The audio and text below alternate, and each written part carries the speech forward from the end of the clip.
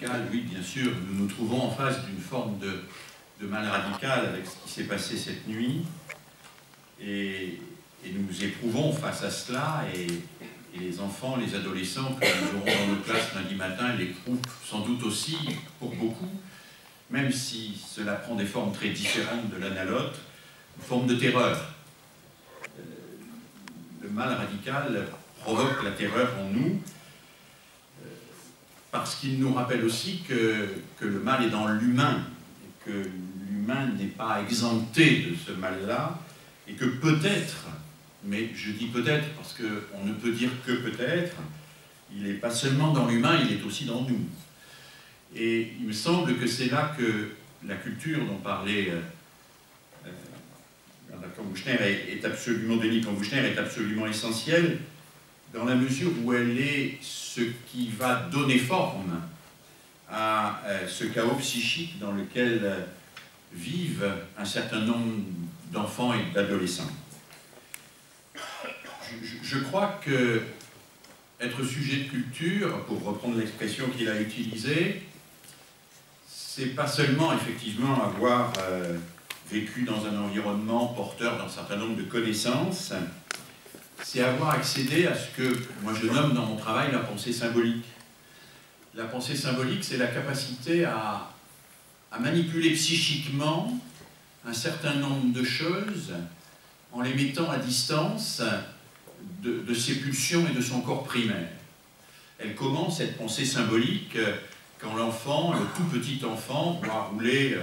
la balle sous le canapé et qu'au bout d'un certain temps, il découvre que la balle continue à exister quand il ne la voit pas. Il peut donc la nommer, il peut donc la manipuler dans sa tête, psychiquement, symboliquement. Il peut dire « je jouerai demain à la balle », il manipule du temps. Il peut dire « je jouerai à la balle avec mon ami, je lancerai la balle dans le panier ». Et à ce moment-là, quelque chose émerge en lui qui fait que l'absence est manipulable, les objets ne sont plus liés à l'action que l'on exerce sur eux, mais ils sont liés à cette capacité qu'on a de les mettre en relation dans ce que nous appelons l'intelligence au sens étymologique, intelligere, c'est-à-dire lier. Pourquoi il faut continuer à raconter le petit poussé aux enfants? Eh bien parce que beaucoup d'enfants ont de toute évidence, quiconque a été comme moi enseignant du premier degré le sait, peur que leurs parents les abandonnent. Alors on pourrait jouer au psychanalyste de bazar et dire à la petite Martha ou au petit Samuel à 4h15, tu n'as pas peur que ta maman ne vienne pas te chercher aujourd'hui, et puis le rassurer pour se valoriser un peu. Mais on peut aussi offrir une œuvre de culture qui relie l'intime à l'universel sans violer le sujet dans son intimité. Quand je lui raconte, le petit poussé, je lui raconte une histoire singulière qui renvoie à quelque chose de très intime, mais qui pour autant ne le viole pas dans son intimité, en ne l'obligeant pas à livrer cette intimité d'une manière brutale à quelqu'un à qui il n'a pas décidé de faire confiance comme ça, spontanément, pour lui parler de sa vie privée. Et cette œuvre de culture le relie à la fois à lui-même, parce que ce qui habite son chaos psychique prend sens, le relie au passé, le relie au futur, le relie à cette histoire des hommes dans laquelle il peut se retrouver, et le relie aux autres élèves qui, dans la classe, partagent cette écoute avec lui. Écouter une histoire avec un autre, c'est partager la même aventure. C'est déjà une forme de création d'un collectif. Et c'est la raison pour laquelle je crois beaucoup à cette importance d'une culture comme accès au symbolique, comme capacité de sortir à la fois de la pulsion primaire et de la manipulation violente des objets pour précisément mettre à distance et entrer dans ce qu'on pourrait appeler la pensée réflexive, l'anticipation, un certain nombre de choses toutes simples et toutes élémentaires. Et parmi ces éléments de la pensée, il y a quelque chose qui m'a été, que je pressentais, mais qui m'a été révélé un peu plus précisément par le travail d'une philosophe aux États-Unis qui s'appelle Martha Nussbaum dans son livre « Les émotions démocratiques », quand elle présente la fonction de la littérature pour les enfants, les adolescents et plus globalement de l'art, et qu'elle montre avec force exemple, et dans un style qui est certainement plus proche du journalisme que de la philosophie, au sens de la philosophie classique française, quand elle montre quand même à quel point les enfants qui basculent dans la violence, qui basculent dans le terrorisme, et le terrorisme, c'est pas forcément avec les kalachnikovs, ça peut être le terrorisme d'abord sur les autres, l'humiliation de l'autre, sont des enfants qui manquent de cette capacité qu'elle appelle de compassion. Alors le mot de compassion est un terme qui n'a pas bonne presse en France, parce qu'on parle du compassionnisme, et ça donne le sentiment que c'est une espèce de dévoiement, de charité, toute une série de choses comme ça. Prenons le mot dans sa racine grecque, plutôt que latine, ça donnera l'empathie, c'est-à-dire cette capacité de voir l'autre comme soi-même, et soi-même comme un autre, pour reprendre la fameuse expression de Paul Ricoeur. Et je crois qu'il y a dans la culture, c'était déjà quelque part un peu dans l'Émile de Rousseau d'ailleurs, il y a dans un certain nombre de fréquentations culturelles cette possibilité de se mettre à la place de l'autre, mais sans s'y perdre, parce que c'est toute la difficulté. Il faut se mettre à la place de l'autre, mais sans se perdre dans le référentiel de l'autre. C'est-à-dire, il faut être capable de percevoir la blessure que l'on fait à l'autre et de ressentir en quelque sorte cette blessure parce que l'autre est un autre moi-même et que je partage avec lui l'humaine condition, sans pour autant être dans une position d'identification complète avec l'autre. Et ça, je crois que c'est un des rôles fondamentaux de l'école, que cette découverte d'une altérité, qui est aussi une identité, au sens où le même et l'autre se tressent ensemble pour permettre de construire des relations qui ne seront jamais définitivement pacifiées, mais qui sont des relations dans lesquelles peuvent émerger de temps en temps suffisamment d'espérance pour, par contagion, nous décourager de la violence. Jean-François Rey est un grand spécialiste de Lévinas et je me souviens d'une page de Lévinas tout à fait superbe, je crois que c'est au tout début d'un de ses derniers livres, Entre nous, le penser à l'autre, où il parle de l'humain comme éventualité pure et sainte, et il dit pure éventualité. L'humain est une pure éventualité.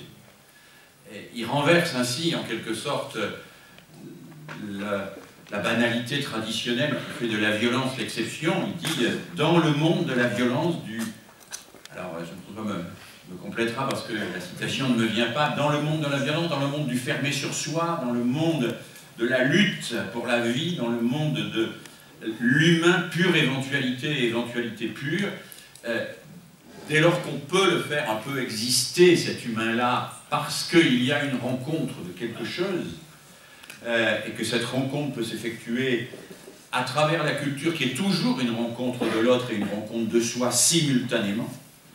alors on peut espérer, non pas avoir définitivement forgé un individu réconcilié avec lui-même et qui ne sombrera plus jamais dans la violence, mais on peut avoir contribué à faire émerger un sujet de paix, et pas forcément un sujet de guerre. Voilà. Et puis, juste pour très brièvement, mais vraiment très brièvement, répondre sur les deux titres qu'a évoqué mon collègue, Le monde n'est pas un jouet, c'est un titre qui m'est venu au moment de la guerre d'Afghanistan, qui a été évoqué tout à l'heure. En lisant un entretien avec un général américain qui expliquait qu'il y avait des avions sans pilote qui allaient larguer des bombes sur des cibles détectées par radar ou par satellite. Et il concluait l'entretien en disant « Et moi, au Pentagone, je suis un peu comme l'enfant, le joystick entre les mains. » Ça m'avait totalement effrayé, parce que ce général qui se disait comme l'enfant avec le joystick entre les mains réduisait précisément le monde à un jouet. Et prenait le risque que l'enfant vrai, avec le vrai joystick entre les mains, fasse la même chose et dévirtualise le virtuel pour basculer dans la violence réelle. Et puis, l'école ou guerre civile, on en reparlera, on m'a beaucoup reproché ce titre en disant qu'il était évidemment un peu commercial, qu'il était tapageur, qu'il était de manière un peu provocatrice. Probablement aurions-nous dû dire l'éducation de la guerre civile, plutôt que l'école ou la guerre civile, parce que l'éducation, c'est l'éducation familiale, c'est aussi l'éducation par les médias, c'est aussi l'éducation par toute la société, la ville peut être éducatrice ou moins éducatrice, mais je crois que nous avions avec Marc Guiraud à l'époque vraiment ce sentiment que ce qu'on appelle aujourd'hui, à mon avis, d'une manière trop générale et peut-être trop systématique, le vivre ensemble, était un enjeu fondamental dès lors que, comme l'expliquait Marcel Gaucher, les grands systèmes holistiques, les grands récits qui nous tenaient ensemble par le haut, hein, qui nous tenaient ensemble parce que nous partagions des valeurs transcendantes qui s'imposaient à nous, eh bien, avaient disparu ou étaient en cours de disparaître. Nous étions condamnés à aménager l'horizontalité. Tant qu'il y a une verticalité pour nous faire tenir ensemble d'une manière qui ne souffre pas de discussion et qui même exclut, parce que les dictatures ont toujours une verticalité, et celui qui se comporte mal est exclu, il va même dans un camp de rééducation, on assume ça complètement. Tant qu'il y a une verticalité pour nous faire tenir ensemble, et que cette verticalité nous fait suffisamment peur pour qu'on ne dérive pas trop, bon ben on tient. Dès lors que cette verticalité s'effrite, s'effondre, ou qu'elle est renvoyée à la subjectivité, que nous avons droit qu'à une verticalité subjective, d'une certaine manière, il nous faut bien aménager l'horizontalité pour qu'elle ne soit pas homo homini lupus. L'homme est un loup pour l'homme. Et là, je crois qu'effectivement, il y a un enjeu fort, que peut-être nous n'avons pas suffisamment pris au sérieux dans nos problématiques éducatives. C'est comment éduquer, non pas après Auschwitz, c'est une belle question qu'avait posée Adorno, comment éduquer après Auschwitz, mais comment éduquer après la mort de Dieu. Pas d'un Dieu qui est mort en chacun d'entre nous, nous pouvons continuer individuellement à croire en Dieu,